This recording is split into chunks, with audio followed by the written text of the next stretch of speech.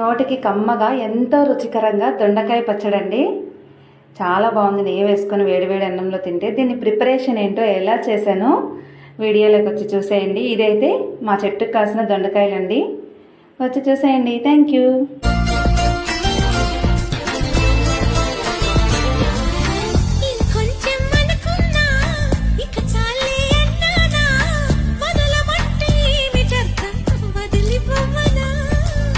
పనిమాల పైన పడతావేం పసికోన, ముద్దు మీరుతున్న పంతం హద్దులోనే ఆపనా.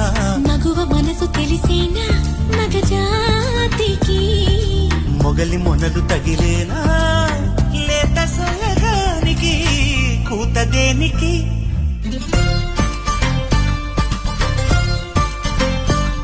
గారం చేసిన నయగారం